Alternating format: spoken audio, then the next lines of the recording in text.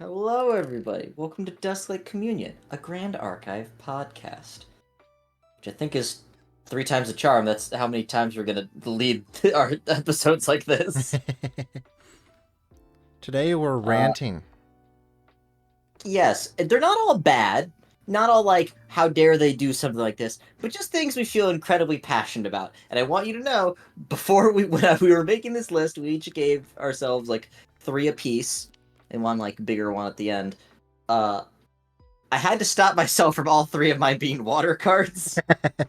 Because at first, Water. I was like, this one sucks too. Why'd they do this though?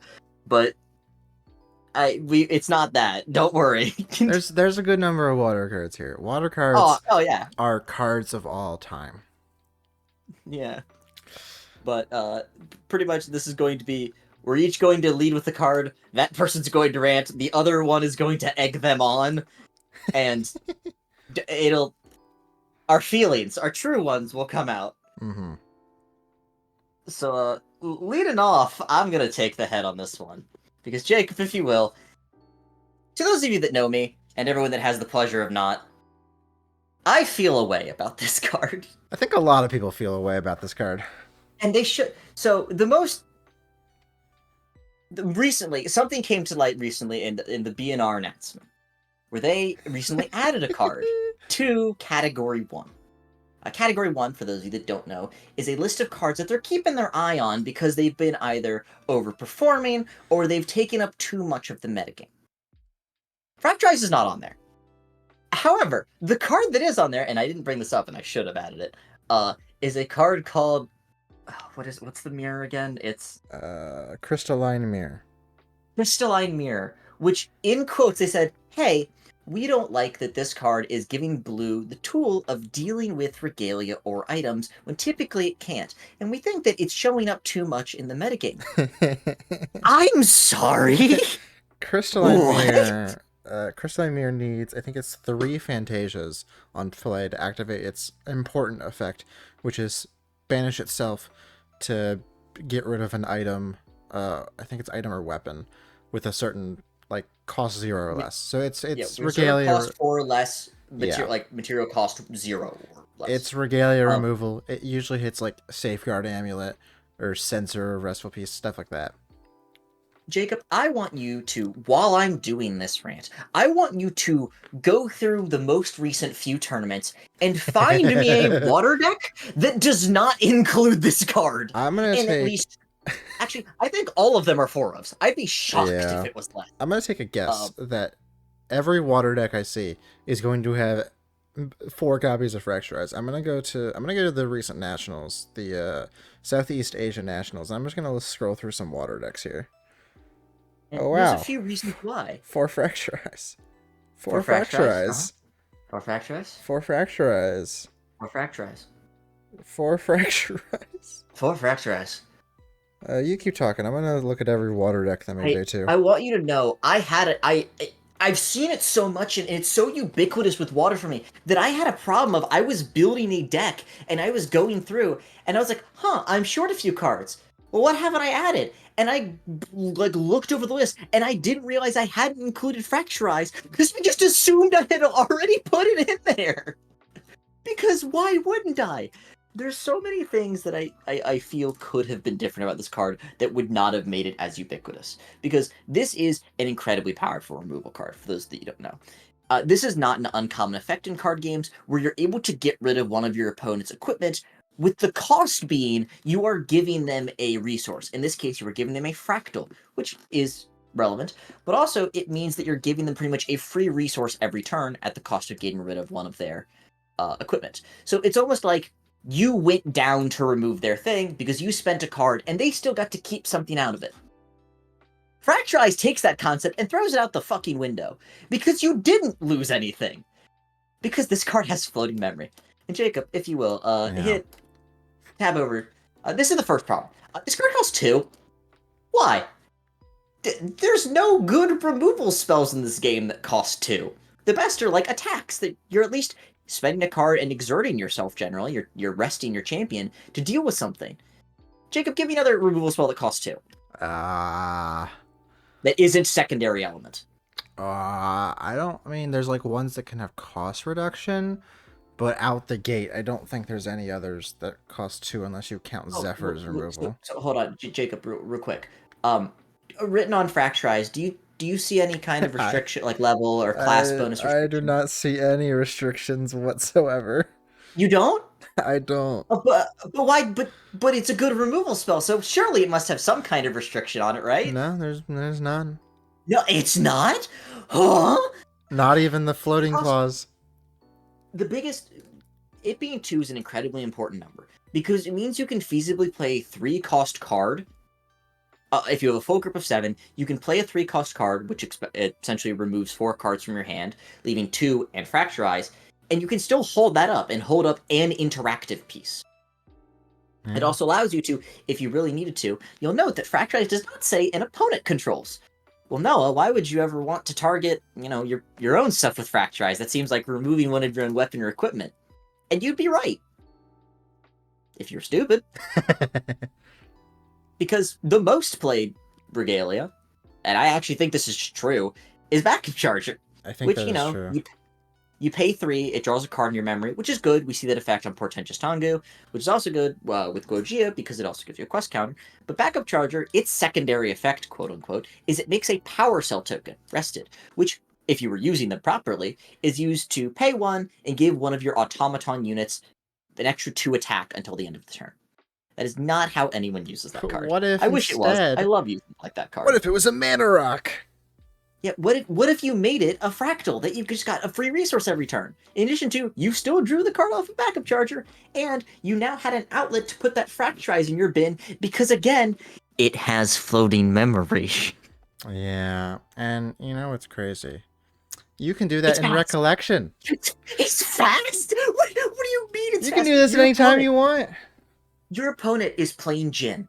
They have made a Berserker's Plate. They've hurt themselves up to 28. They're like, okay, I've built up enough cards. Next turn I can really go for the kill as long as I preserve these cards in my hand. I don't want to pop this Men Flesh that'll recover me 8 because it's slow and I have to make that determination now. Alright, but it's fine. I have 35 health. I'm fine. Go to the end of my turn. And your Nuh-uh. opponent goes, alright, Fracturize your plate, you die instantly. You go, okay, should have played around it. Yeah. Yeah. And yes, like Jacob said, you can also just fracturize your power cell. You can do the trick of have 7 cards pass your opponent's turn. They look at you skeptically, maybe don't advance to the board because they fear you have some kind of counterplay because you're in water, one of the most interactive elements. You go to your turn, and instead of becoming a champion, you materialize Backup Charger, you draw a card in memory, and then in the same fray, you fracturize the power cell, and then you recollect. And you didn't go down cards. And And now there's a float in your you bin. stay neutral with a float. Which And means you I immediately go, oh, let's take love floating Frostborn memory. Paladin. And your opponent just cries. Yeah. So it's fast, it's 2 cost. Well, And yes, surely there's it some has downside. floating. Oh, wait, Jacob, this card is floating memory? Yeah, you love Frostborn Paladin, Oh right? my god. This card, it's a removal spell that draws you a card. Except it's better than that, because Yeah. it's not drawing a card, it's knowing what you're losing, which in a game with materializations is infinitely just better. Know you can safely go to a level while retaining all of your game plan in your hand or your memory is so brutal, plus all of the water cards that care about floating. Like Nico, may God rest her soul. Frostborn Paladin. Another card that's Well, on this list that I won't mention by yeah, name. we'll get to some mentions of floating memory later, but it's safe to say water and floating memory, they're on their honeymoon. They had their wedding last set. They're on honeymoon. They're enjoying life. This card is so absurd on every axis. I legitimately think that if they were to reprint this card, it can't have all 3. If it doesn't have one of these 3, it is an immediately not a ubiquitous card. Still a good card, mind you. I think if this card costed 3, it would still be played. It might not be a 4 of, it might be like a 2 or a 3, or maybe more relegated to sideboard slots, but it wouldn't be a bad card by any means. I think if it cost 3, it'd still be 4 of. Yeah, if it was slow, then maybe. A 2-cost floating memory, slow, you're like, okay, well, I actually have to use my removal on my turn, and my opponent isn't like stepping on knives every time like I want to try and resolve this equipment, because this card does single-handedly make a lot of equipment and item-based strategies not playable. I love Jin. If I'm playing against water, my game plan is infinitely different. Yeah. I cannot rely on what my deck is built around, like one of the two equipment pieces I'm really trying to use, because I know if I ever go for it and they just respond with Fracturize before I can attack, I might just die that turn because my game plan was built upon that. And Floating Memory, that would instantly make this card not as played. I'm not even going to pretend like it wouldn't. But Floating Memory is such a dangerous line of text to print on a card, and it's the reason that it is kind of Water's bit. Is Jacob, you and I have checked how many cards that are Water that have how many cards that are Water that have Floating Memory printed on them is almost like over twice as many for Wind I think and it's Fire. more than all the other elements combined, including advanced elements. Which, okay, well, for advanced element, there's 2. Yeah, but hey, I know what you they mean. got what they have, you know. The point is, like, yes, they typically have to be very careful. Like, some of the other Floating Memory cards aren't great. There's the reason there's so many, like, specifically played ones, because those are the best of the bunch, and because the other ones aren't that great, or are class locked. The fact that this card, it says Cleric Mage Spell, and I don't really know why. Yeah. There's nothing really that cares all that much about that. I like when they do that. I like that every card has a job job. What am I, Final Fantasy? Has a class associated with them. That's really cool. But the fact that everyone can run this is just ludicrous to me. And I checked the numbers. This is such a good Everyone card. does run this. Every deck that made Day 2 at Nats, SEA Nats, has 4 copies of Fracturize. And I didn't realize it. I kept going like down the list. And I'm fairly sure everyone who enters like a high level tournament with intent to win and access to the resources and playing Water is playing 4 copies of Fracturize. It's efficient. It's versatile. This card is useful and there's so many circumstances. Baiting out your opponent to try and destroy their regalia, like like you said, a Safeguard Amulet. Just trying to advance your own board by adding to your fractal count. Now that fractals become even more viable and are a deck, increasing your fractal count by 1, absurd. Like sometimes you're like, "Yep, this will win me the game." Just like surprising your opponent by, "Hey, my frost run's going to be bigger because you didn't realize that I could put a float in there real fast." It's so versatile, it's so good, and it inadvertently forces decks to be sculpted around it. Because every Water deck runs it. So you know that if you rely on equipment even slightly, and you see your opponent's Fracturize, why do you think guns aren't played? Yeah, Diana looks at this card and she gets a little sad. Yeah, she goes, "Oh, I can't beat that if you time it correctly." Yeah. It's rough. It's a weird sore spot in the design space because this game's very regalia based and Fracturize just denies any real space for that. Thankfully we're in a meta right now that's like it's like 33% of all elements at most tournaments. So it's not like last season where it was like 40 water, to 50, water, it was water, like water. 40 to 50% water. So you're only seeing Fracturize at 1 in every 3 games now rather than 1 in every 2. The game is pretty split right now, which is good. If good. there's 3 elements, I want to see all 3 of them. Yeah. I think Fire does the worst performance-wise, but that's because when Fire does well, it's noticeable. yeah. Funny thing about burn decks, when they're really popular, it makes the game fast and unban erupting. Erupting did nothing wrong. The other thing about this that makes it so kind of rough if someone like fracturizes one of your equipment, normally the solution to that is, in like for Wind's case, is to suppress it. The problem is, I don't think Wind has a way to suppress Fantasias. No, you all have of them are to like suppress it in response to the Fracturize. Yeah. Point is, card good, card really good, card ubiquitous. Card might be when I think of Water, I think of Fracturize. Yeah, I have never built a Water deck where I didn't start with, well, okay, there's 4 Fracturize. Yeah. All right. I've stepped off my soapbox. Yeah, you want to step up, bud? Dream Fairy. I hate this card with a passion. I Led by with just like, I feel strongly. You just straight out the gate went, I hate this. I hate the card. We got two little magic memoirs down at the bottom left there, Reflector Mage and Meddling Mage. I played Standard for Magic the Gathering when Reflector Mage was in its heyday, and notably had to be banned. Reflector Mage says on enter. It basically has the on enter clause of Dream Fairy. Returns a creature an opponent controls to its owner's hand, and they can't play cards with that name until your next turn. So it's not like Dream Fairy, where Dream Fairy is just like a forever thing until Dream Fairy leaves. Reflector Mage was just for one turn, and it was too strong, and it had to be banned. Meddling Mage has the other line of text where it's like, name a card, they can't play the card. So Dream Fairy is these two very powerful effects stapled together. And that's my first point. Removal, quote unquote, and pre-removal. You remove it, quote unquote, by sending it away. And it's pre-removal because they can't play any more copies of it. Just last night, I was playing against Tristan with Genbu Mill. He Dream Fairies my Frostworm Paladin. I immediately draw like two more in the next few turns. And I'm like, what do I do? I can't play any of these cards. I have 3 dead cards in my hand, and I'm not even playing Advanced Elements. It sits there and it doesn't. It mocks you, quite frankly. Yeah, it sits and laughs. Yeah. You like this creature? You play 4 of it, or ally? You play 4 of it? Not anymore. Not anymore.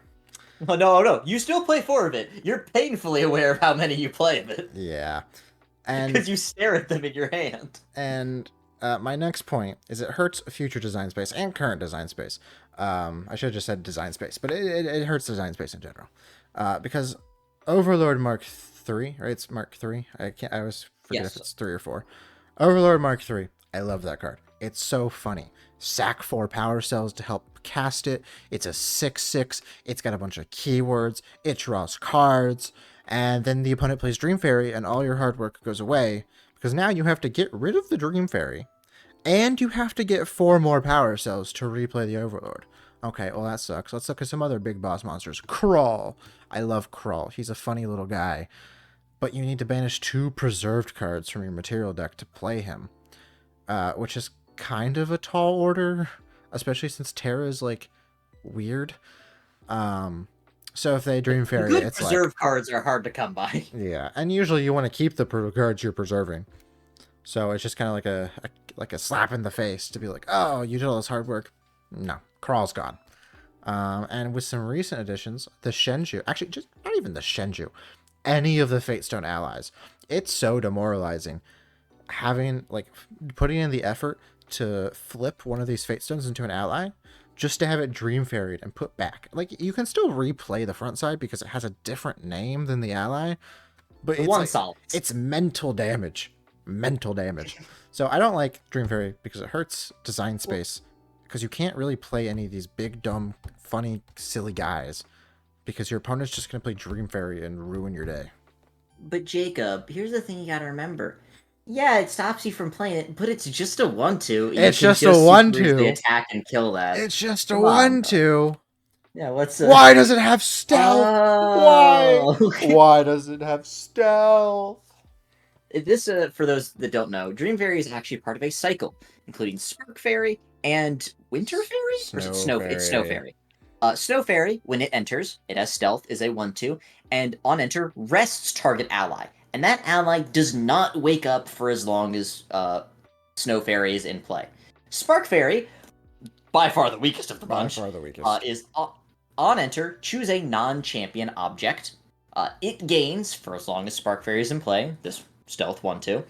At the beginning of the controller's recollection, they take 1 damage. Unpreventable. I think it's unpreventable. God, it better be unpreventable. It's unpreventable.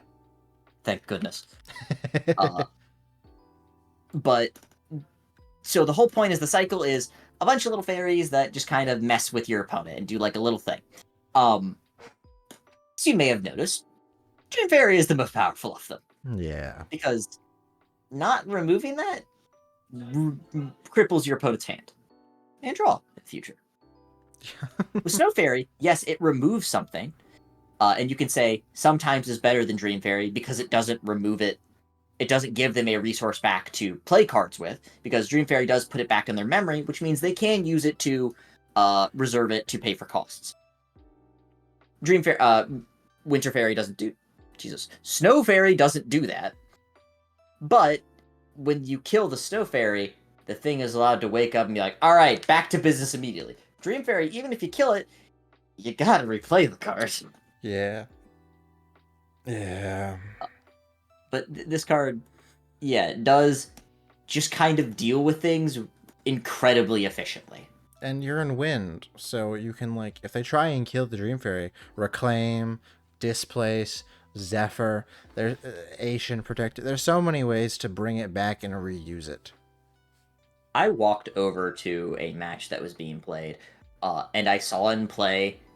There was like a scrap of, there was like a sheet of paper that had been like ripped next to someone. I was like, what, why do they have that? And then I look over the battlefield, and there was 3 Dream Fairies, each with a different like tag on it. Oh my god. And I was like, oh my god. And I looked at his opponent's hand, and he had 7 cards. Please know this was well into mid game, and I was like, oh.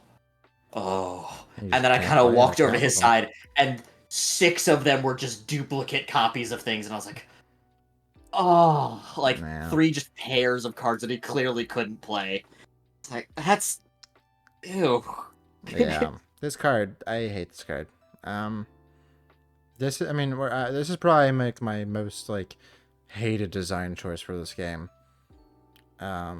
Just this card's existence. If you had to redesign the fairy cycle, keeping the other 2, what would you make the wind one? I mean, it can have the on-enter, just get rid of the stealth. Stealth. Interesting. I was gonna propose I would still suck, but like, I wish it did like a an abolisher priest thing, where like suppress it on and bring enter it back. Banish target ally. When Dream Fairy leaves, bring it back immediately. Ooh. Actually, no, I think that would be much better. Because that still does mess up the Shenju, but you get it back. And yeah, sure, it's the Fate Stone side, but you can still play the game. For Overlord and Crawl, at least works.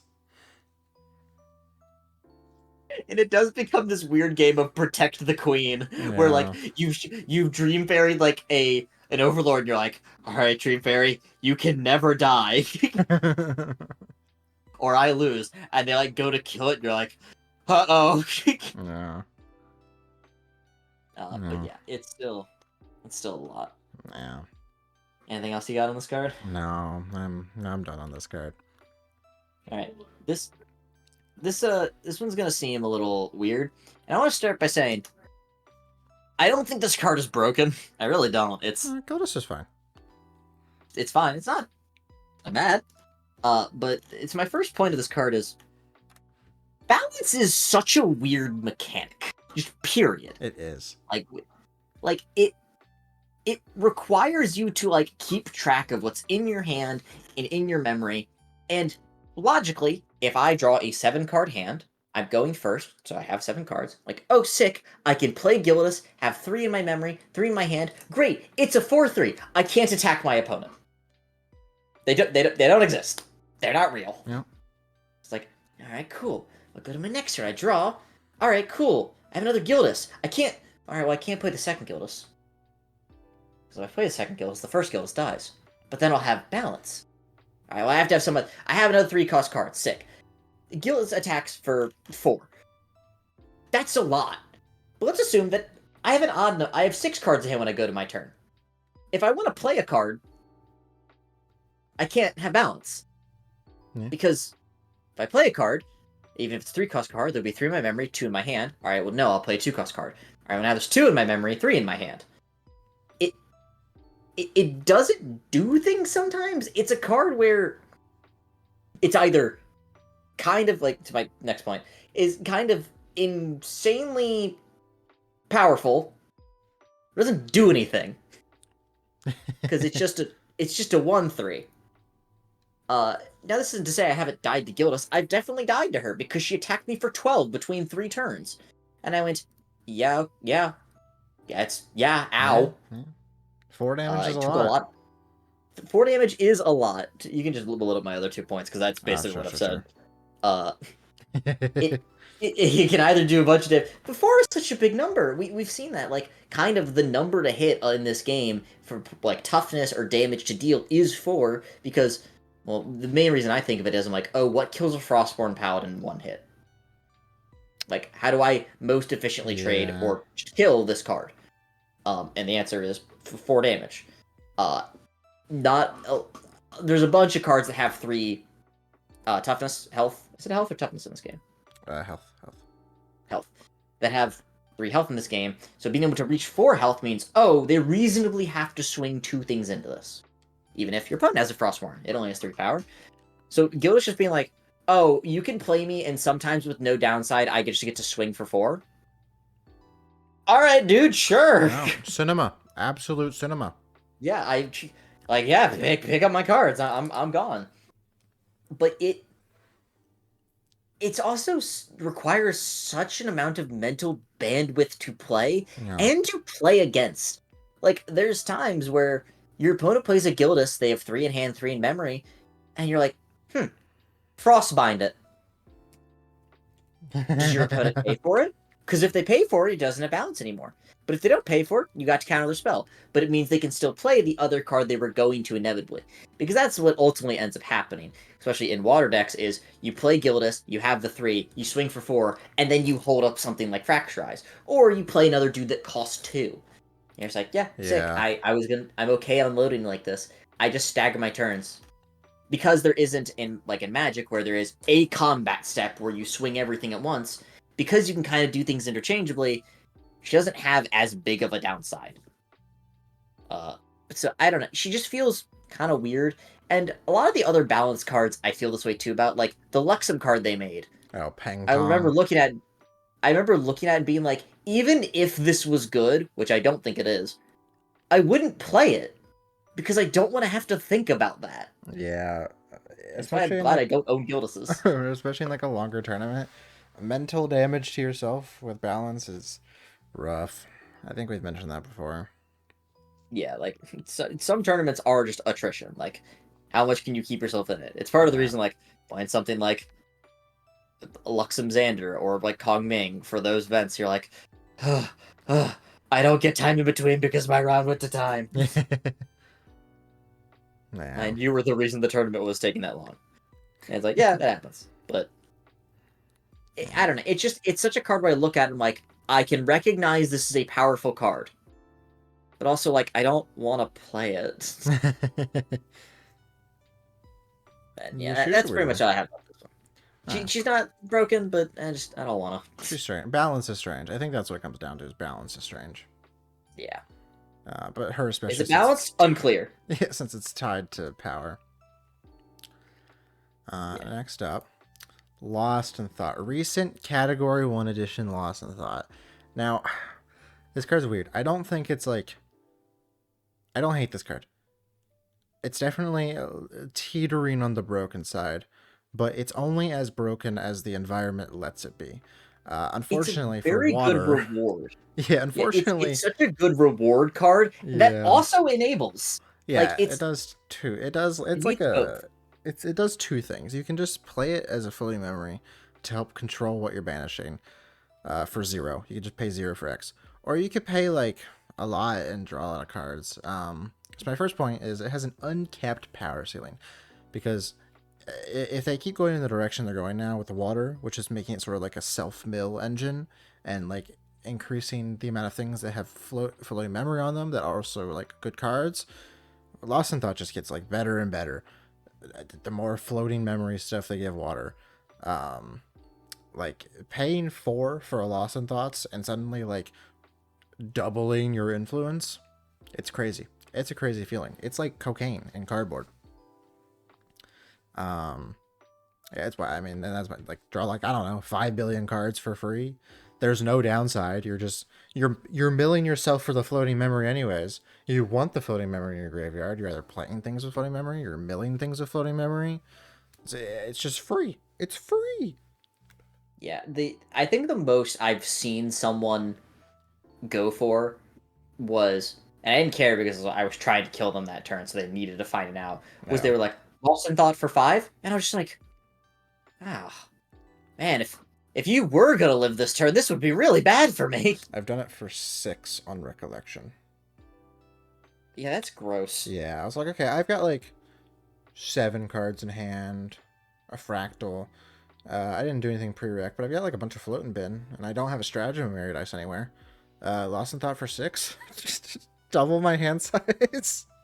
Yeah, Recollect with like 14 cards. Your opponent's like, I'm not resolving anything again, am I? You're like, no! No, yeah, I think they died that turn. I think I just went like penguin to penguin stratagem. Yeah, it's kind of my problem with Fracturize. This is an incredibly versatile card. Sometimes you use it as paid for 0, that way I can go to level 1 safely this turn. And you know what? Fine. I love knowing what I'm going to lose to level up or materialize an important piece of like equipment. But also sometimes just like do this for 2. Like I just want to like kind of dig a little bit. But I want to keep a floating in my bin. Doing this at the end of your opponent's turn, at the end of like in your pre-rec. Sometimes I've done this in main to be like, oh yeah, I've been there. I want to dig for something. All right, cool. I found some stuff. Yeah, and like the fact that it has float, like you banish like 2 to 3 cards for float. You know, you're still gonna have a float there regardless after this resolves. Yeah, but like we said, this card is only as good as the pieces that enable it are. Like, yes, playing this for 0 and being like, oh, I know what I'm gonna lose, or I get to trigger this Frostworm Paladin. You did still go down a card. It's not like it granted you a free thing. You just knew what you lost. Yeah. As well as, you do, if you want this card to really pop and be absurd, you do need to have a very high density of floating memory, which we know Water is very good at, but still some of the floating memory cards aren't the best. Hey, Primordial Ritual, really good, and sometimes it sits in your hand and does absolutely nothing. Yeah. Like sometimes you draw your floating memory cards and you're like, damn. I don't want you here. But the more cards they make, the better it gets. Fire. And Lost in Thought is a premier example of you draw this, and you're like, oh, hey. Mm-hmm. I've never been upset to draw Lost in Thoughts because I know I can either dump it for leveling up or for like a Frostworm Paladin, or I can draw a bajillion cards. Yeah, that's what I mean. Yeah. It's like it's incredibly versatile. Like it's any point in the game in which you draw it, you know that you will get some use out of it. Yeah, and it did go to category 1, I think 2 ban list articles ago, for the same reason of like, it's only going to get worse if they keep going in the direction they're going, and that's just part of my third point. The current mill engine is so good. We saw it last season with Icebound. I mean, Icebound Slam was crazy, right? Like Icebound Slam and Scepter was crazy. Even without Icebound Slam, the mill package is still very strong. Genbu's doing well now that people kind of figured out where Genbu wants to be. And like even without Lost in Thoughts, the mill package is strong enough on its own to function properly and do well. And Lost in Thoughts is just like, it's like 5 cherries on top of your like single slice of cake. Like you have it all. Yeah, everything is just like perfectly proportioned and like good floating memory cards, good ways to put those in the bin. And it's good fast. Payoff. It's fast too. You can do this whenever you want. Yeah, do it like we said. Do it in pre-rec. Drawing 6 cards in pre-rec. Your opponent goes, oh, "I'm gonna die this turn, aren't I?" Yeah. Also, probably. What is it? Balance. It helps with balance math. There's been so many times I'm playing the current deck I've been playing at locals. It's a Genbu allies type of deck using Juyang, Nia, and Lunette with Young Beast Bonder. It's a weird package, but it's fun. And the amount of times I've gotten people with Lunette, it's like, okay, I have 3 down, 4 in hand. They go to kill it. I'm like, sure, dump this Lost in Thoughts. I'm balanced now. Gets people every time. Oh, you know what sounds really good in that deck? Gildas? No, Gildas isn't an animal or beast. Sorry, not this time. Neither is Lunette. Yeah, but she's the horses need a thing of the same element. So yeah, so counterpoint, having a horse is really good. What if you punch them for 4? Yeah, but then when I Lost in Thoughts for 5, I don't want to do balance math. That sounds like torture. I think that you don't want to have expend the mental bandwidth, which is part of the problem of balance. I already have to do mental math of like, oh, how do I Resonating Fugue and kill them with Genbu? and hope they don't decide to pull out Nullifying Lantern this turn. I wonder Yeah. what's under the chalice. Also, why is That Lost in Thought a Quicksilver mage skill? Because that is very clearly Tenoris. Norris. He's Yeah, not a well, mage. no, not at all. But also, God, if we got a Tenoris mage eventually. Are they implying that Guardians can't think? Like, they're just like single-celled organisms? They just, well, as far as I'm aware, if I like recall the lore for Tony, he's just a guy. I think he Like is I'm just not kind even of a guy. I mean, no like yeah. they do on the Grand Archive like homepage. They have like meet the champions, and they Yeah. give like a paragraph description. And I found this is where I found it that Vanitas, Nico, and Polkok all work together.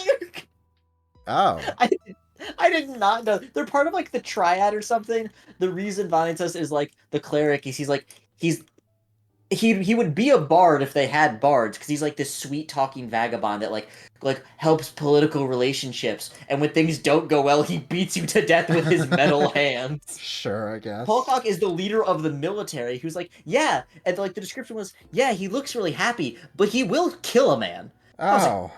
okay. Okay. And Nico was like, okay, so Nico's Nico, don't mess with Nico. Understood.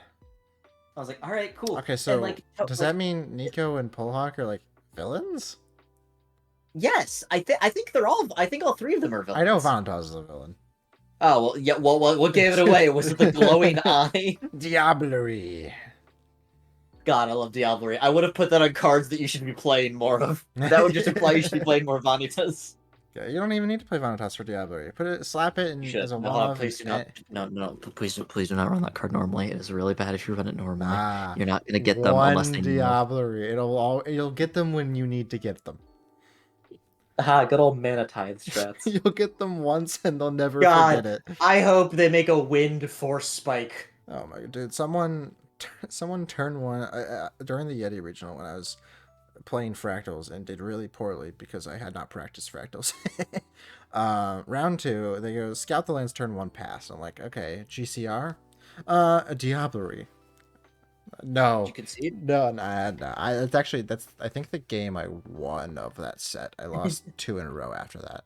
I think I don't know. I might be misremembering. That was a couple weeks ago.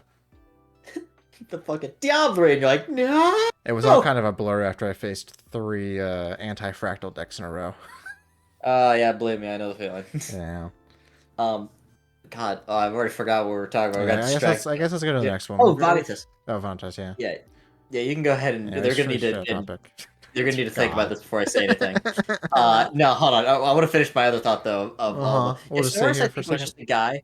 Yeah, no, they need to absorb it. Arasana too, I think was just like a potion maker who was like, oh my god, there's rare elements in this book. I need to go, and so she just jumps into the story to find rare plants.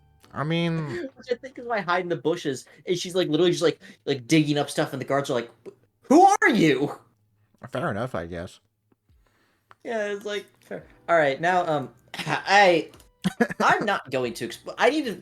There's one very clear thing I need to say, Jacob. Oh my god. I know we don't have cameras or visuals on for this, but know that I'm looking into your soul. We're not in the same room. We're not even in the same part of the state. But we are in the same state. Yeah. I fucking told you so.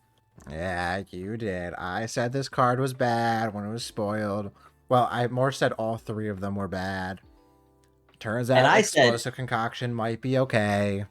I said this one, hey, this one's pretty good. It's a free 4 damage. You went, no, it costs 7. I'm like, you're never paying 7 for this. No, you do sometimes. My friend piloted this deck at Store Champs with 0 practice and got 2nd place.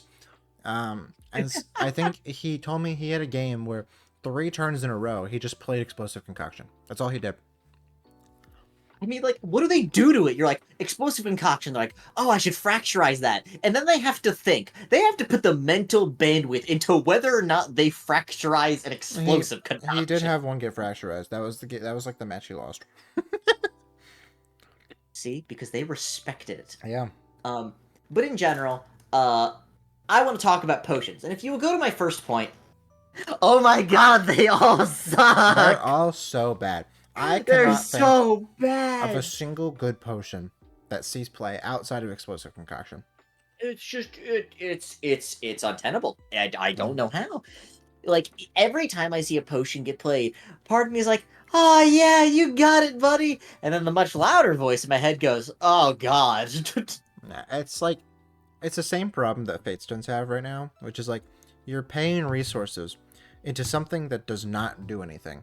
You need to put in extra work or time. So with potions, it's usually time to have them do something when you could just be playing Frostworm Paladin or Fracturize. Yeah, a lot of the other potions, well, there's like, I believe there's one in each element, basic element, that deal with age counters. Yeah. That they slowly mature and then eventually be popped for a very brutal effect. Aquavitae is one that says, hey, 2-cost potion, brew for whatever, I don't remember its ingredients. Um, Sacrifice it, draw a card. But if this has 3 age counters on it, which you get at the beginning of your recollection step, if you're a cleric, draw 2 cards instead. And yeah, it's really cool. I'm not gonna live for 3 turns after spending resources doing nothing. Yeah. And also, like, that's cool and all. And they were like, okay, well, we have to think of a way to make this worth it. I know, potion seals. Potion seals are a spell that you target one of your potions and say, hey, this gains the effect. When I sacrifice it, do this additional thing. One of them is a Frostbind. So you target one of your potions. When you sacrifice this next turn, negate target activation unless they pay 2. And you're like, okay, well, why wouldn't you just run Frostbind? And the reason is, it also has floating memory. A negate effect that has floating memory is incredibly powerful, and it would be good if any of the potions were worth running. You know it's wild too? The only potion that I've seen, like, it's actually like played outside of concoction is the material deck one. That doesn't sacrifice, it banishes itself. Jacob, there's 2 material deck ones. There's 2? I know there's Sweet What's Ambrosia, Polaris? which can banish itself to recover 3. What's the other one? Polaris. Polaris is a potion, okay. But Jacob, you're right. All of those seals, they made Sweet Ambrosia, which was a potion in the Kong Ming starter deck. Very weird inclusion. It's a water potion. Say banish this, gain recover 3, which is like a neat little way to recover health. There isn't typically a lot of those in the material deck other than leveling up. But Jacob's right. None of the potion seals work with it because it doesn't sacrifice. And the worst part of that is they could have put the word sacrifice on it, because as part of a state-based effect, any regalia goes to banish if it would be destroyed.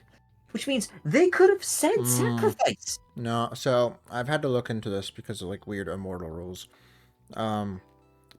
It's a replacement effect, and it doesn't count as death. Because sacrifice is considered a version of death. So, like, you can't cremation ritual an immortal ally because it's not allowed to die. And sacrifice is dying. Similarly, you cannot get an on-kill effect from killing a Shenju. But that's different though, because it specifically doesn't say when this potion dies. It says on sacrifice. No, but like, so like if you were to sacrifice, and quote unquote, it would instead just go to banish and not see that it's sacrificed. That's why the material deck stuff has to say on banish, or like banish to activate. Really? To my knowledge, based on my understanding of the comprehensive rules. Yeah, that's a difference from Magic. Because in Magic the Gathering, a game that we used to play, if a card was discarded from your hand, let's assume there's an effect in play that says, hey, anytime anything would go to the graveyard, it's banished instead. If you discarded the card, even if though it went to exile, or that game's banish, it would still see that it was discarded and trigger any effects that cared about it. But if that's true, then I guess that's why they worded it like that, which, by the way, means they've hamstrung the way the potions, potion infusions. There's potion infusion seal, is what I was thinking of.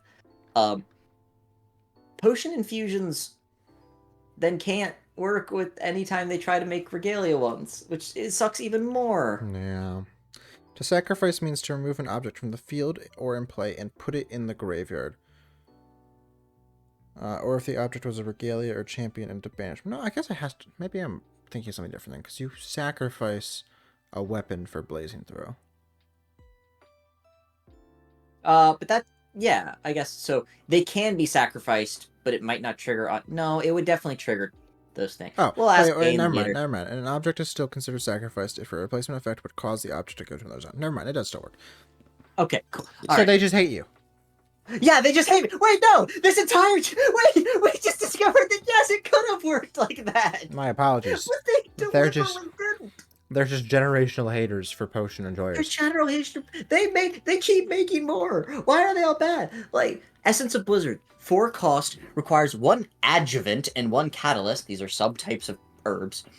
And that's a whole other thing. I will get on that. Sacrifice Essence of Blizzards. Deal 1 damage to target unit. If that unit is rested, deal 1 plus level damage to it instead. Until end of turns, allies enter the field rested. Wild thing to add to the end of that. So this is a potion that, if you're playing Arisana or something, deals like 4 damage to a unit that's rested. Which is, you can do when they go to attack you. Or something goes to It's attack also you. like And 4 damage. extremely telegraphed. Yeah. But I don't know. I think there is merit in effects that, like Jin-esque effects, where you're like, go on, hit me. Because some opponents will be like, nope, don't wanna.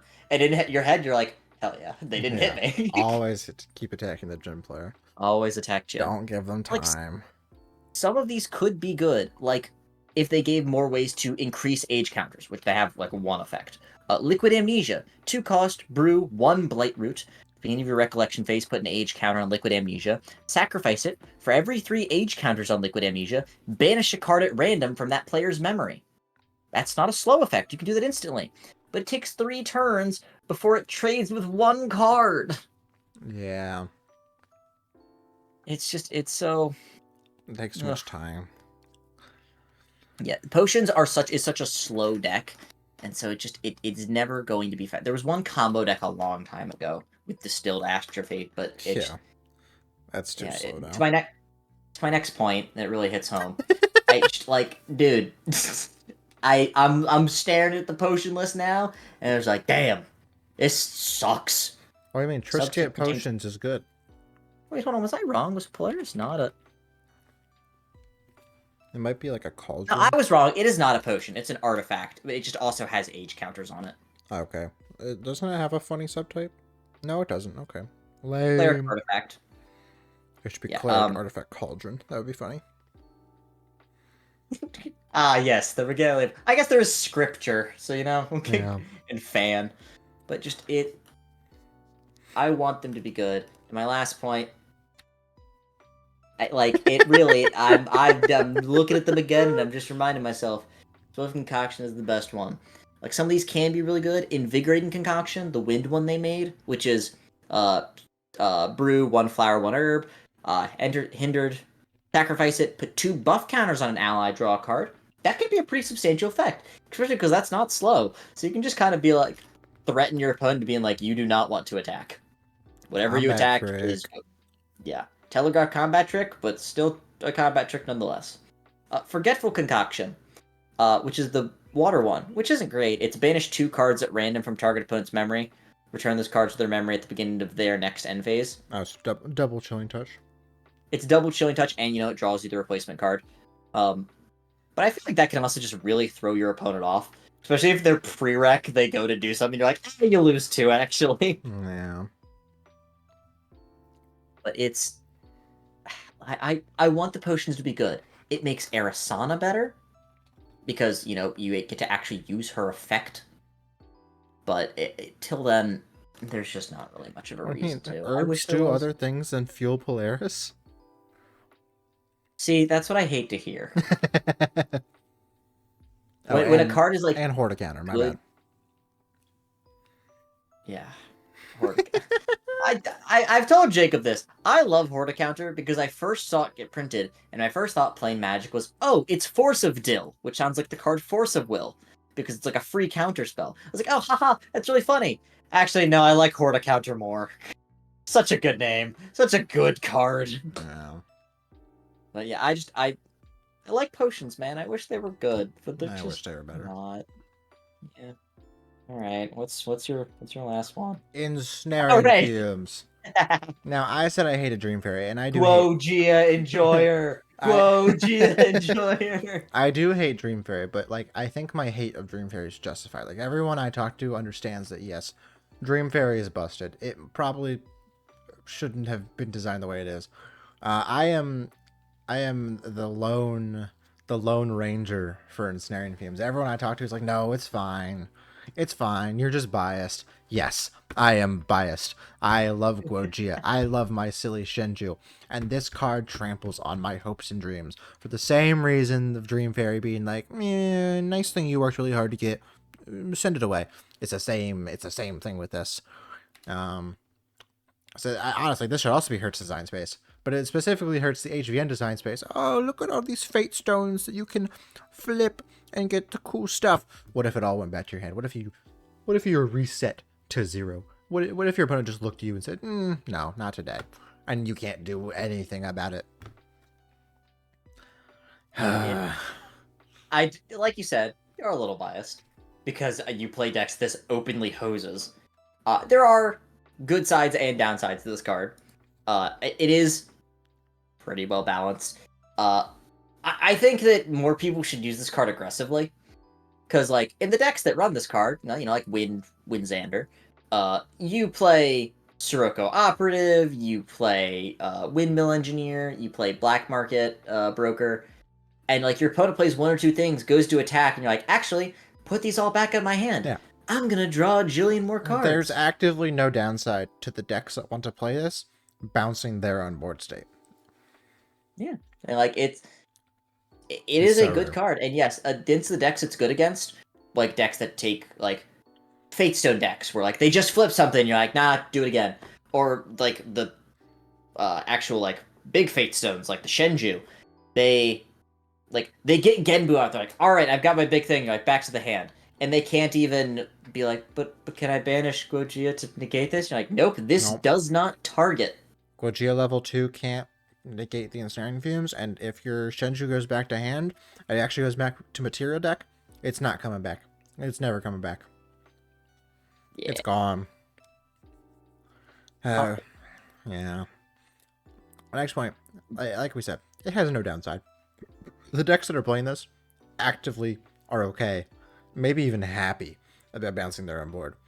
That's kind of wild. Its cost is also like nothing. Oh, you can remove 3 prep counters, then pay its 5 cost. Against the decks that you want to be playing, like if I'm Tristan and I'm playing against Guojia, and I use 3 prep counters for Ensnaring Fumes, I'm not worried about like trying to kill them afterwards, because there's no possible way they can now kill me because I have destroyed their deck. It is a silver bullet. Their win con is gone. I don't need my own win con. I just need them not to win. Yeah, it turns out when your entire deck is built around trying to get this big boss monster out that is typically very hard to interact with because all of them have spell shroud, some of them have very high health. That saying evacuation, everything get back to its hand, kind of cripples them. No. Also, 5 cost isn't even that much because you run stuff like Sadie that gives you agility 3, letting you put 3 cards from memory back in your hand at the end of turn. It's so easy to also just hold up 5. Or you can just remove 3 prep counters. And remember, you run cards like Sadie that put prep counters on itself. Yeah. My next point is, why is it fast? Like, at least give me a window to like flip the dragon during my turn and then try and kill them. Why is it fat? Why do they just get to do this whenever they want? That's so weird. It is, like I said, like you have the 3 dudes that you're just like getting in for like chip damage. Your opponent's like, all right, play something big, try to like force it back, and you're like, nah, get rid of everything. And they're like, okay, like all right, sick. All right, now I'm gonna level next turn, and they're like, I hate this. Yeah. Because my 4th point, why is it also floating memory for Assassin? The decks that want to play this are generally Assassin. Why is there no downside? Why is it, quote-unquote, card neutral? Yeah, it's just, I feel the same reasoning that Noah feels for Fracturize. The way he feels about Fracturize is the way I feel about Fumes. It does so much, and it's card neutral, quote-unquote, and fast. But it does. Yeah. It's It's versatile, and it's insanely versatile for a 5-cost card. Yeah, well, Uh, 5 costs, quote unquote. yeah, 5 cost asterisk. This is sincerely a Guogia player. This card's actually And like unbiased take. It's fine. Like it's a necessary thing that probably should exist in this game, but I hate it. Like with all of my heart.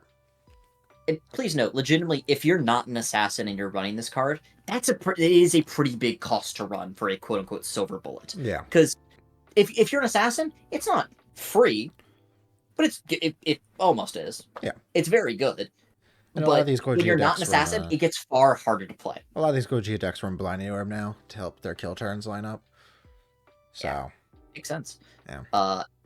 We can go to the next slide. But before you click any further, I did find some stuff because I was on the Great Archive website about Vanitas and Nico and such. They formed something called the Obliviate. He's the leader. Vanitas, shrouded in mystery, whatever. His presence and objectives on Azoth are beyond the Archive's original calculations. Hilarious thing to be said. Yeah, Polcock, lieutenant of the Obliviate and leader of their military force. Okay. Polcock hides his true intentions and proclivities with his jolly appearance. Watch your distance. So what is it? He takes great joy in explosives of all sizes and competes with the cannoneers to see who can evoke the most beautiful detonation. Watch your distance if you spot Polcock. So he's like Santa Claus if Santa Claus delivered bombs. Yes. American Santa Claus. Nico serves Vanitas faithfully as his lieutenant and bodyguard, deflecting deadly attacks and vicious barbs, striking an alluring presence. Yeah, I can see the art. She evangelizes the supremacy of the Alliance, whipping the masses into a fervor for the greater goal of the... I'm not reading the rest of this. Yeah, she's a bodyguard. And then Tony!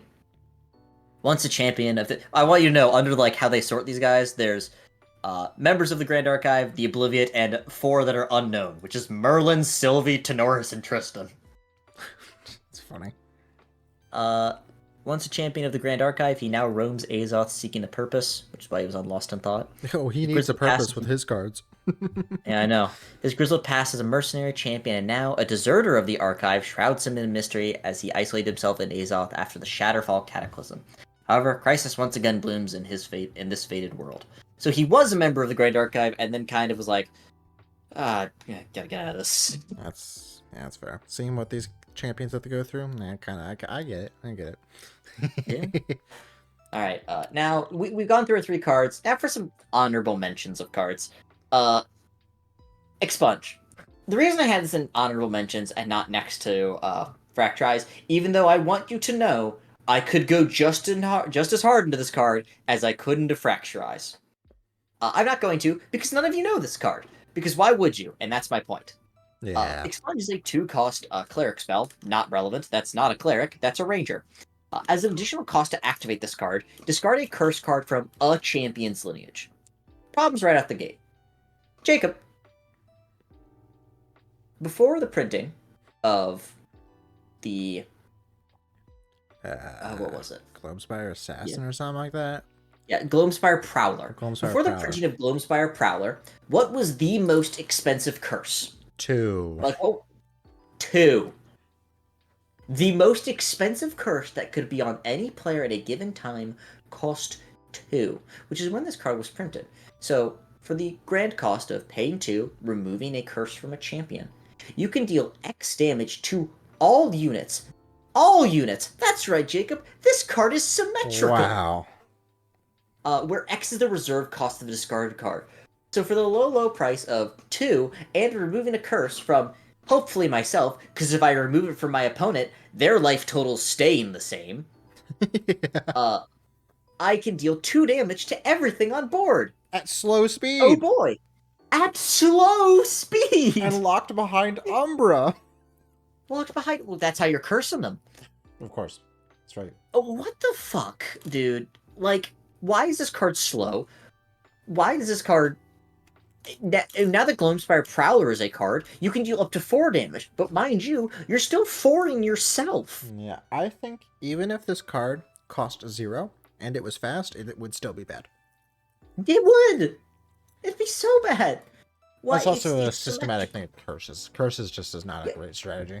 Well, I also post this card because curses are also bad. There's no Yeah. reason to, unless you're doing Turbo Diana, where you're like going to level 3 turn 1 and locking them under just a bunch of, what is it, creeping Creeping torment. torments? Yeah, you just lock them under like 7 creeping torments and just threatening them to be like, hey, draw a card. Go on, do Yeah. it. Or like locking them under taser shot. If you're doing that, that's different. But like actual just curse cards, Jacob and I have tried to make a deck. We've tried both versions of curses. Put them on your opponent, put them on yourself. They're both just bad. It's not good. It's just they It's try so so hard. medium. It's so much effort to get nowhere. Just not enough payoff. Yeah. For it like a secondary element bit where if you just went to Crux, you'd have killed them. Yeah, my friend has a saying where if the advanced element card does not either win the game or swing the game state towards winning the game, why are you playing it? Like, if it doesn't do those things, why are you playing it?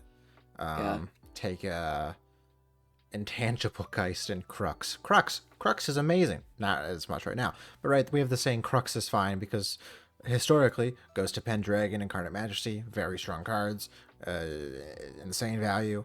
There's some other Crux cards exist. They're not great. Intangible Geist, it's like a 4 cost, like 2/2 that prevents all attack damage done to it, so stealth, quote unquote. And on enter, it puts Regalias from your banish back in your material deck. Oh It's boy. a 3/2. 3/2, okay. Oh boy, I can pay 4 to do stuff next turn. For 3 damage, when I could just be paying 2 for 3 damage on a Ghost of Pendragon and drawing 2 cards. Yeah, also it replaced itself. Yeah. They changed attack damage to combat damage, That's which combat makes damage. sense. Yeah, that makes sense. But the curses aren't good enough, and I don't know how you make them better. I'm hoping that I don't think the you new can. Umbra change. Yeah, I think there's a way. I just don't know what it is. If you made some curses not secondary element, My gosh. make a wind curse. I don't know.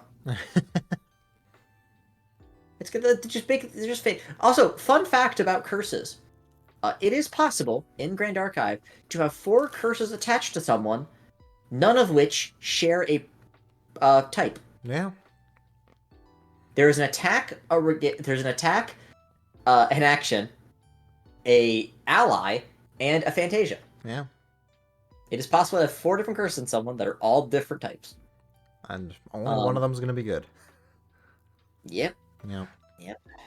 All right. This next one that's on here, again, isn't like it's busted. It's more like it isn't busted. Or good old temporal spectrometer. Yeah, Why? So like, what? It's so slow. It's a good effect.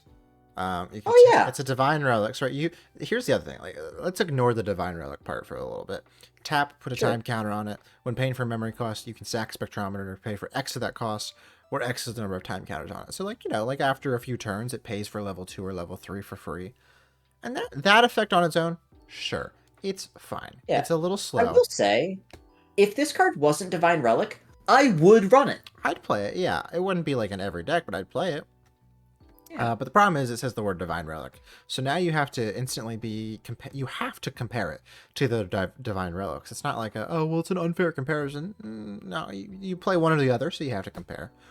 And you're comparing to Grand Crusader's Ring, which is just free card draw, and Quicksilver Grail. I think those are the 2 most egregious ones. Grail just giving you so much options. Art of War also just being like... Yeah, Art of War is also a contention. For that style of deck that wants to play Spectrometer, I think you also have to consider Art of War. It's probably a slower control deck. Yes, agreed. We'll just ignore Imperial Seal and Mercurial Heart because they're cards. They exist. They have text. I appreciate that Imperial Seal exists. Yeah, I appreciate it exists. I don't think it's good yet.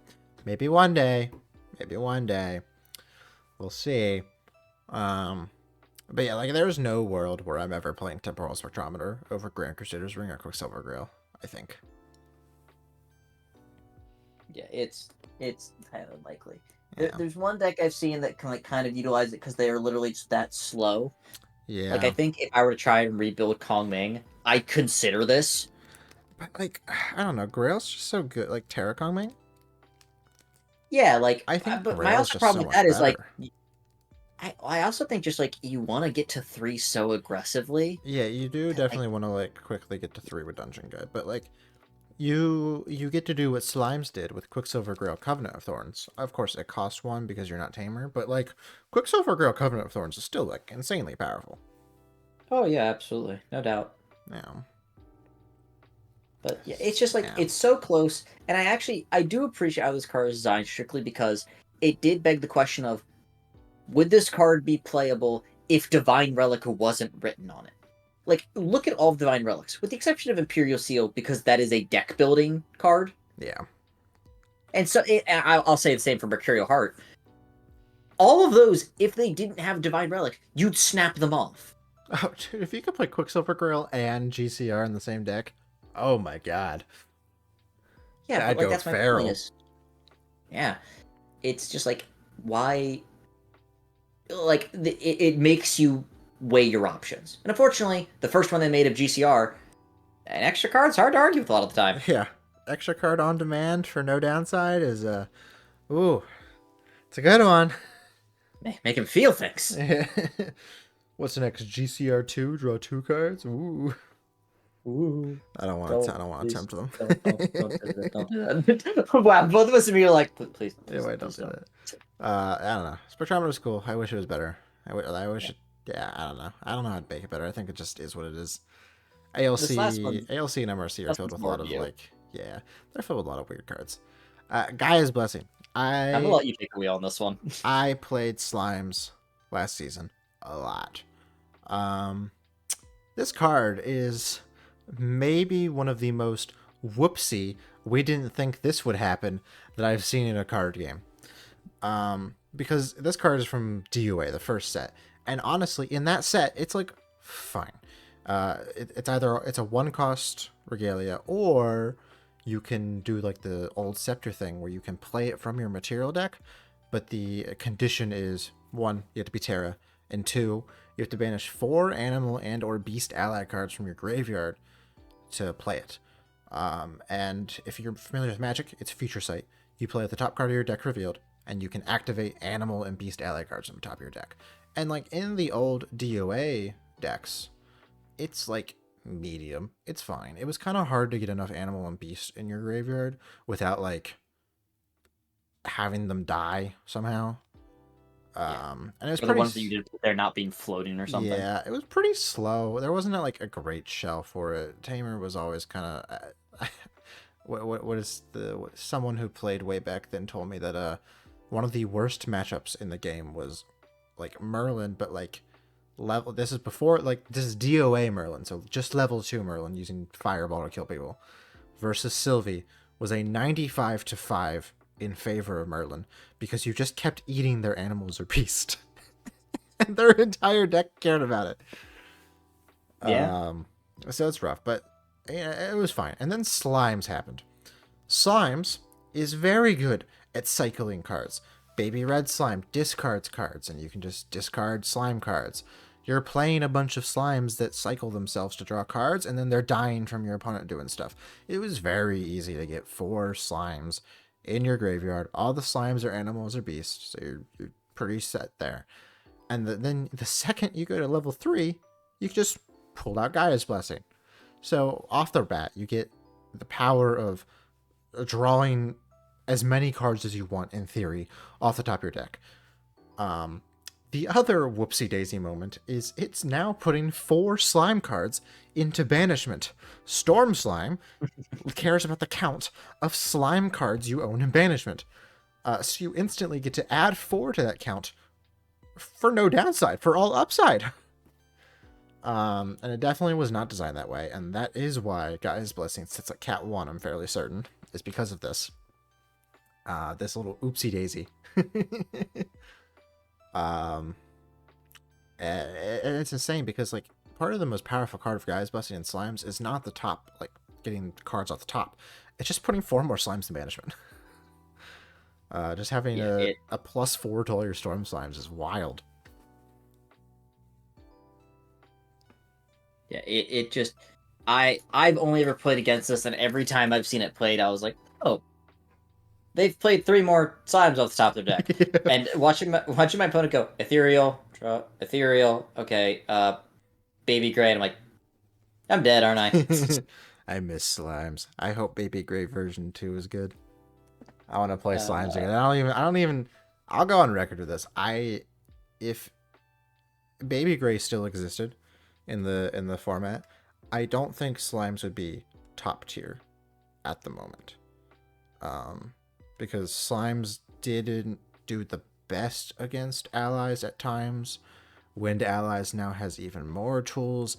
Fractals kind of does what they do, but faster. yeah, I don't know how you really deal with fractals. Yeah, that's the one thing that I'd be like. Fire slimes, I think, could deal with Disenchanted. fractals. I think it would just gravitate towards fire slimes. Because you get more influence to do like Mystic Purifier stuff. But I think it would just be a race of how fast can I find storm slimes.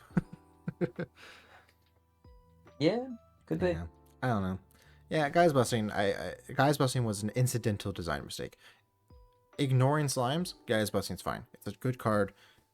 It's a little hard to get out with its cheap cost, and it's a good payoff. For slimes, its cost is a payoff, so you get double payoff. Yeah. Yeah. They're like, well, the downside of the card, and you're just like, What through downside? casting storm, and I was like, downside. Downside. I didn't know there was a downside. What? Yeah. Tell me when you find it. Next, for our little final surprise here, we have one that's for both of us. Oh, Neos! God, Niels. Oh, my boy. Look at how you didn't even massacre him because you never let him live. Yeah, we both love Neos. I like the design space of Neos, the aesthetic. It's so cool. I love it. It's just not good. No, it's not. Well, The problem that we both maybe. have with Neos is, as it stands, Yeah. the problem with Neos is it's trying to do too much. The way that I base, and I don't know if Jacob does this too, the way that I base what a secondary element does, your advanced element, is what was your sight card doing? Yeah. So, for example, Astrocyte is a 0-cost draw card.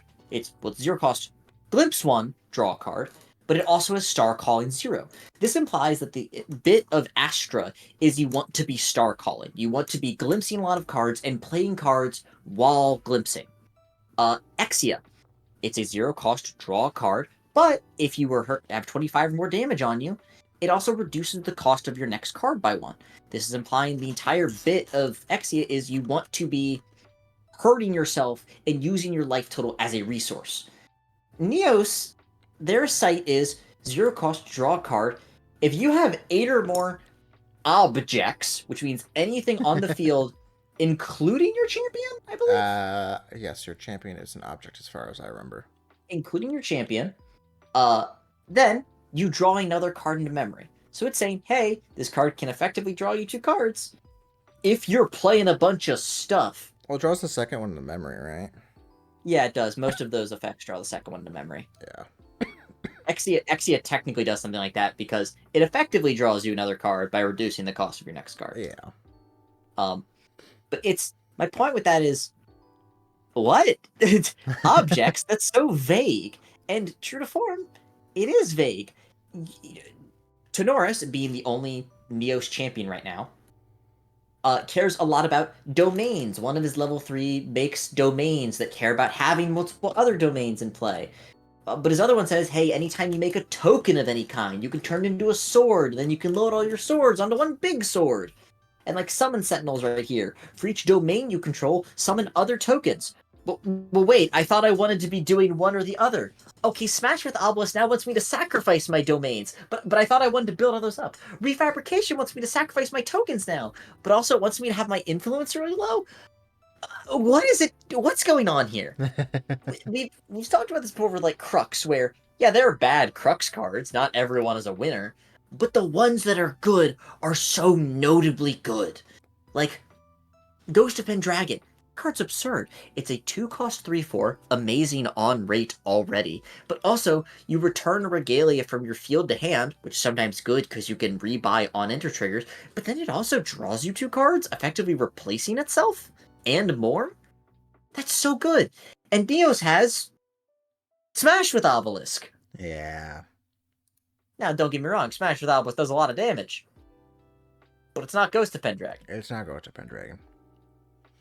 It's just Neos is spread so thin, and part of the problem too is Tenoris. Both his level 3s are good, but getting to level 3 feels like kind of a hassle. Yeah. Because your first one is you gain taunt. They can't hit your dudes, but now they're gonna hit you. Yeah. And his level 2 is his next attack gets +3. That's it. That's it. That's all it does. That's it. And, like, that'd be really cool. But Tenoris doesn't innately care about attacking. So, what's up with that? And so, when they make another champion, or when we go back to... What was it? Mercurial Heart? We have MRC maybe- Altar coming up, yeah. MRC Altar. Maybe we'll get another Tenoris or new Neos cards that are... I hope so. We better. I hope so. I hope. It's such a cool element. I love the steampunk aesthetic of Neos being like, hey, in this world of magic, this is someone who chose artifice, someone who's making giant constructs, who's using the domain to his benefit to fight against all these other people. But all of this stuff kind of has this underwhelming backdrop, unfortunately, of like what it actually does. There are good sides though, and I feel like that's what you're going to talk about on this next. I was also thinking of like slide. a lot of his stuff like starts at level 3. Like Merlin, for example, she's a deck that heavily relies on level 3, but she can do stuff before level 3. But Neos really wants you to like start playing the game when you get to level 3. And that's generally not great because then you're gonna die to the ally decks who start playing turn 1. Well, because you could theoretically start playing the game like the moment you hit 3. The problem is all of the stuff is like, yeah, this is to buff all of your tokens, and you really care about those. There's not a lot of way to make tokens before level 3. And then like when did I make the tokens? I had to spend all my stuff surviving and getting to 3. I tried. I made a 1/1 and they obliterated it with a 4/3. Yeah, but it's just it's very the element is very synergy driven. The problem is there's not enough linchpin pieces. Yeah, I mean, so like here's 2 good Neos cards. Like these are, I think, if you're playing Neos, 2 cards you have to consider. And there has been 2 players who've done well recently with Neos. Jimmy Lee did well at a recent Yeti with the Creation's Will Tony that cares about making the sword tokens. And he ran for Atmos Ares. And then Chessie did well at the Kansas Regional with a Wind Neos list that ran 2 Neos Elementals, 4 Ares, and 2 Cordelia, if I remember right. Like, these cards, like, in a vacuum, they're very strong. Ares is a 3-cost 1/5. It makes 2 Atmos shield tokens, and it gets +1 attack for each shield token you have. So it's a base 3-cost 3/5 that makes 2 other goons. And these goons can prevent non-combat damage to other Neos things you control, and it can redirect attacks from other Neos units to itself. And this gets past like unblockable stuff. Like you can redirect a Tristan attack to an Atmos shield. It's intercept, except for everything you control that's Neos. Yeah. It's a very good. By the way, Jimmy Lee, if this ever gets back to you, someone clip this. I need to shake your hand. You're so good at deck building, and I respect you immensely. Jimmy Lee is the GOAT. I was serious. If I ever meet him in person for whatever reason, I'm shaking his hand. Come to us in Boston, dude. Jimmy, I think Jimmy Lee is West Coast, but maybe he'll be there in Boston. I'll shake his hand one day. Hey, come to Worlds. Come to Worlds. I've been telling you. I've been telling you, come to Worlds. Where is it? Anaheim. Pass. But I need another person for my team. Team Standard. I got Zane to skip a wedding to play Team Standard with me. All right, it clearly didn't need much convincing. What about this Neos Elemental? Yeah, yeah, Neos Elemental. Neos Elemental 10 costs 1/1. It's really, it gets better, I swear. It costs 1 less to activate for each token you Copium. control. Yeah. It costs 1 less to activate for each token you control. So if you're doing stuff with Ares, like Zephyring and displacing Ares, you make a bunch of tokens that way. With Reciprocity, the new Proxia Sword, it makes tokens. My goat. The other Tony 3 that isn't Creation's Will makes domain tokens that some of those make tokens. I believe Chessie said in the Tenoris chat that on average when they played Neos Elemental, it cost between 0 and 3. So it usually doesn't cost 10. It's hindered, so it enters rested. It has Steadfast, Taunt, True Sight, and Vigor, so it'll wake up at the end of turn. Everything has to attack it first, unless it has some way to like stealth bombed or something like that. It can retaliate against things while rested. Yes, Yes, that's but steadfast. also taunt doesn't work if you're rested. Taunt does not work if you're rested, but it means if they want to actually like try and kill the Neos Elemental, you're gonna kill Oh yeah, everything. you're taking everything down with it. Yeah, and it has True Sight, so it does not care about stealth. And it gets +1/+1. Do not care. It gets +1/+1 for each token you control. So if let's say it costs 0 because you have 10 tokens, it's an 11/11. Yeah. So a card has a very high ceiling.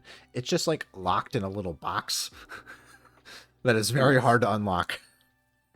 I will say, when he is like, well, yeah, every time I played it, it was 0 or 3. That sounds really good, but that does imply there were several times he didn't play it because it did not cost that little. That's true. That's true. And that's how it is.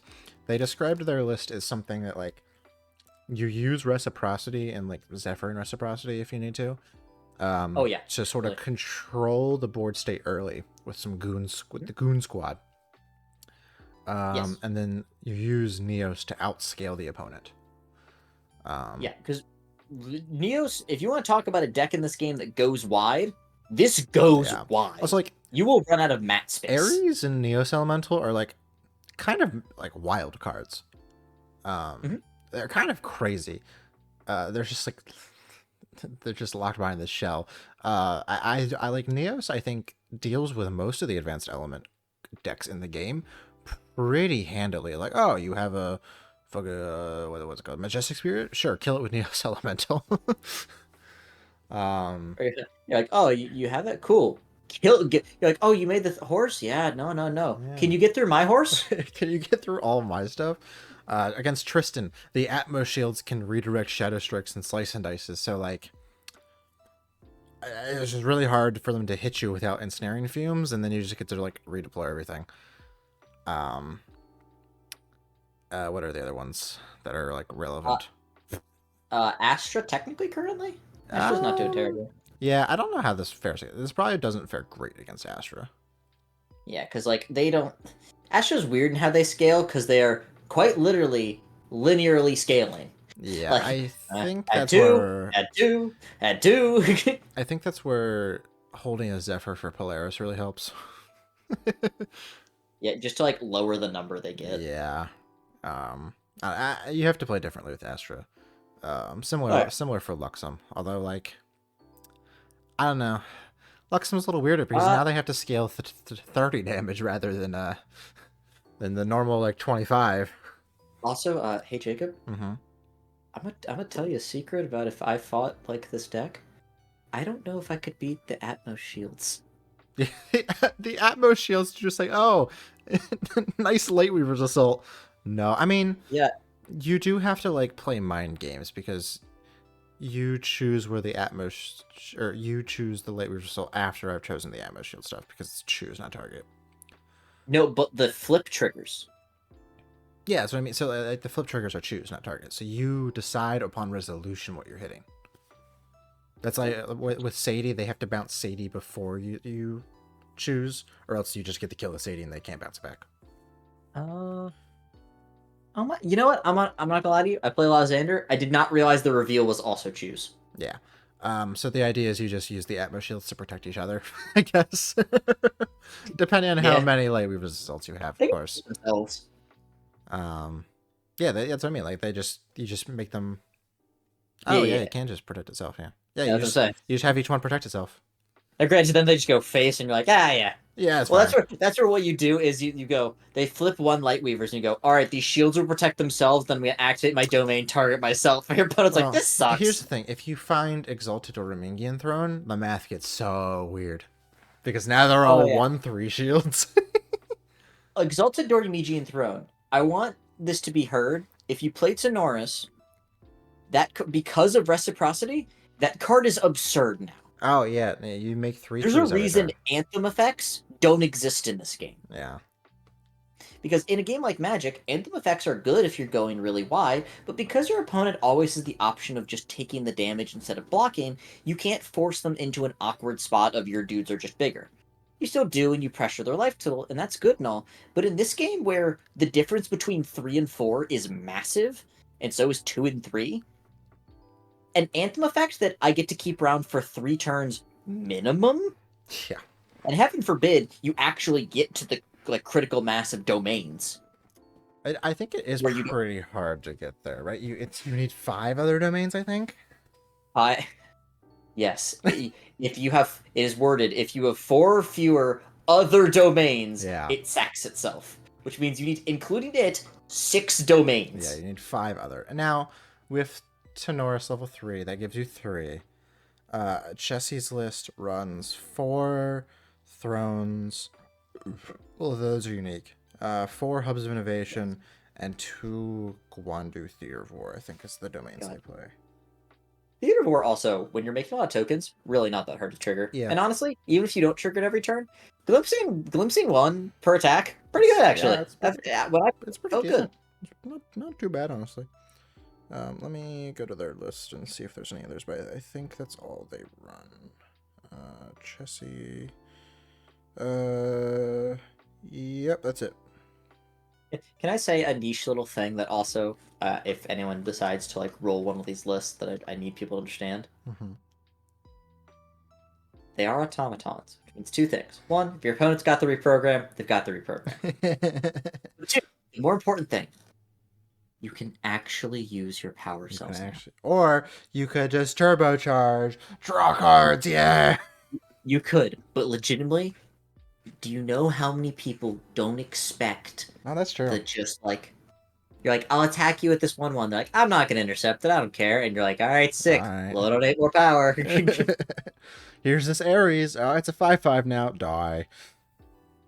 And explode. There was a deck I played for, we did a locals where we played specifically bad decks.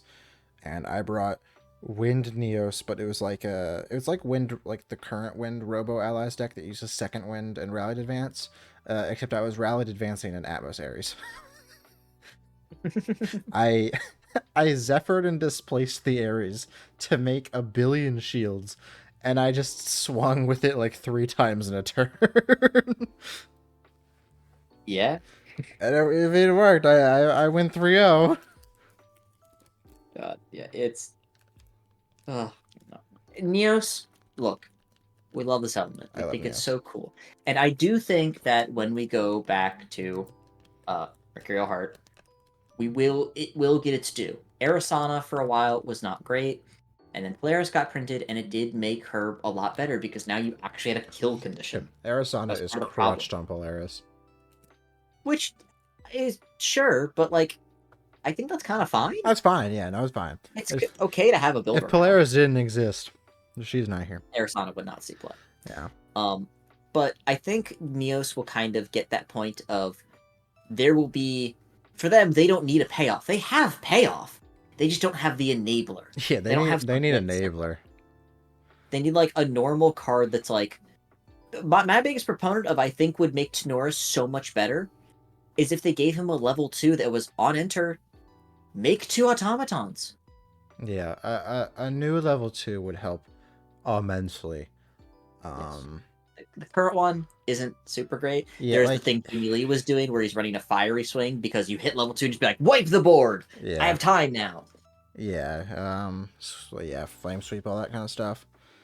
But There's options, but I would like a second option. Like, even if they gave us, I love reciprocity. Reciprocity's sick. I love the design.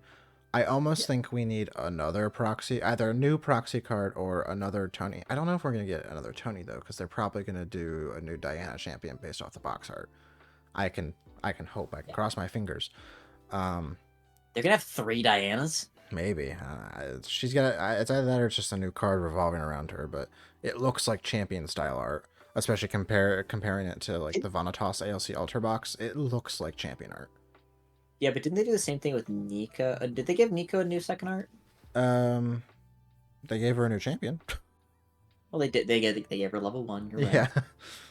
Oh, So I will they're like, hope. fuck it, Diana, level 2 Umbra. We're like, what? Oh, I hope there is a new level 2 Tony, either Proxia or MRC Alter. Because I do think he needs it. Because the strategy that wants to do this Neo stuff does not care about level 2.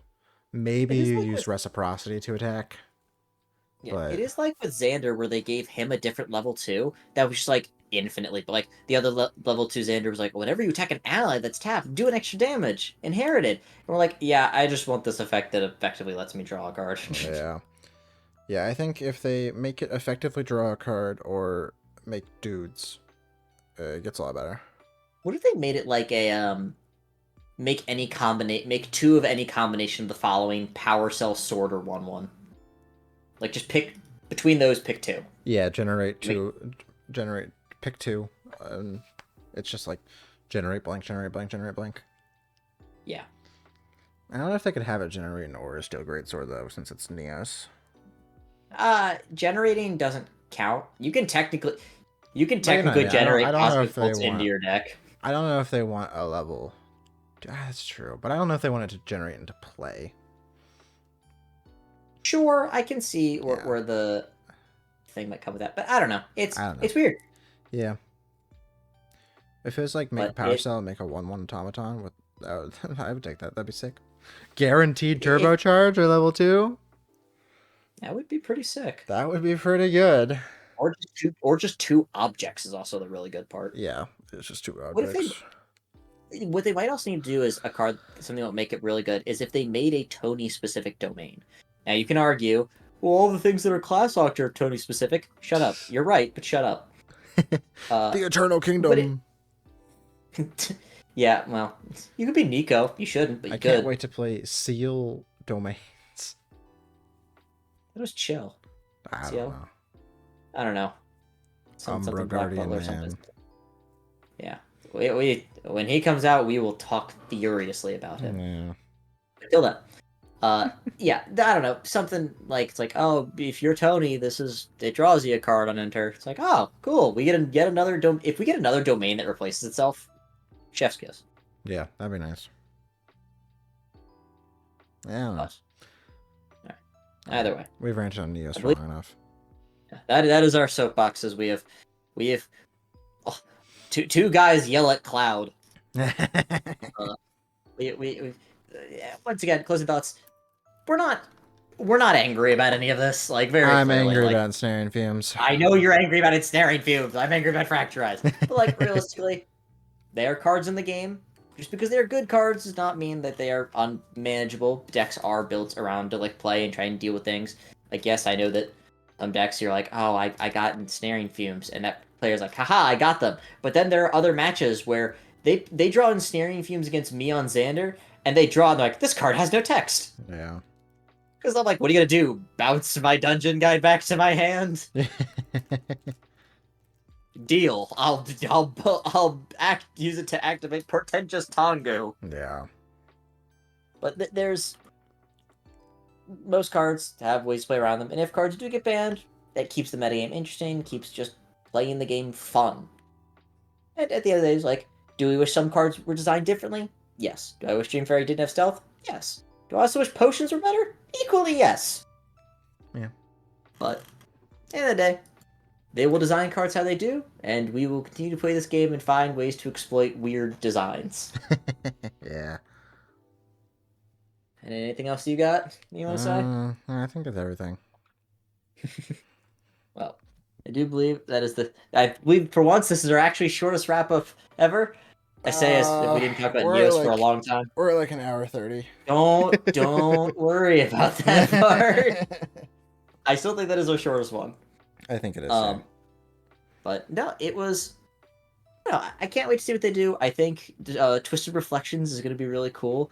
I'm interested to see what direction they start to take Astra with, because just having they've shown like the two ways with Arisana of there's the whole like stargazing is free, or stargazing, star calling is free, and also the counter one, so, or like the negate Arisana one. So like, what is Deanna gonna do? Is she gonna conjure cosmic bolts into your deck?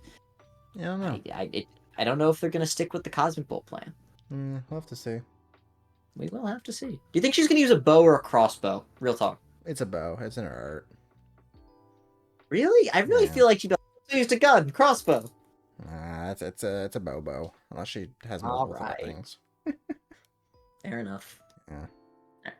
Well, the next time we record will probably be after the next two regionals we have happening. If I had to guess, we'll see. If that is the case, the next episode will probably be talking about the regionals. Some episode at some point in the future will be going over the Virginia regional and the Pennsylvania regional. I will be at both. Noah, I'm trying to convince to go to PA.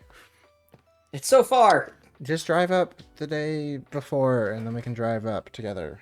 It'll be fine. Dude, I went to Frederick like 2 days ago, and it was a 4-hour drive. Okay, we'll drive at a correct time. I don't know. We left it. Okay. What time did you leave? Like 8 in the morning? Oh, that's actually really surprising then. I was like, did you leave during rush hour on one of the busiest highways in the state?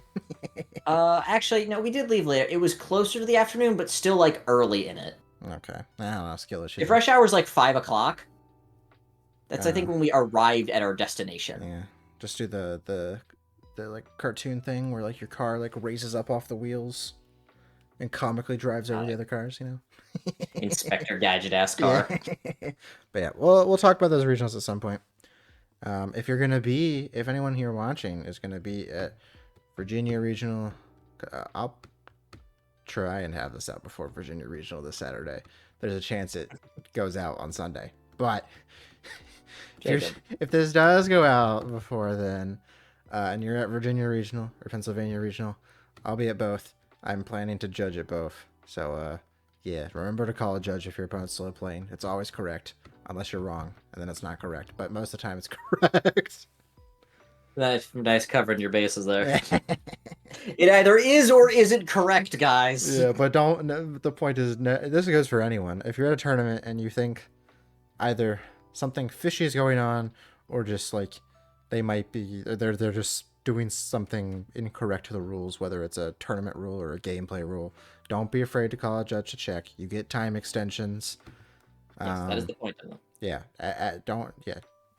ask judges questions. We answer questions. That's what we're given product by good old company to do. I want you to know, I got incredibly concerned my father, because I got in the mail, you know, the Lost in Thought, but the tape was kind of covering who it was from, and so he looked and goes, "What's weed by the shore?" And I was like, "No, that is not what that says." It is weebs by the shore. Yeah. And he was like, "Oh, what's that?" I'm like, wow, explain that does not make it better, huh? But oh yeah. What was that? I zoned out for a second. You'll read it. You'll listen to it back. That's fair. All right. Yeah. Without further ado, we will see you guys in the next episode. Yeah. See you in the next episode. Adios. Gameplay coming eventually. Eventually. Yeah. Eventually.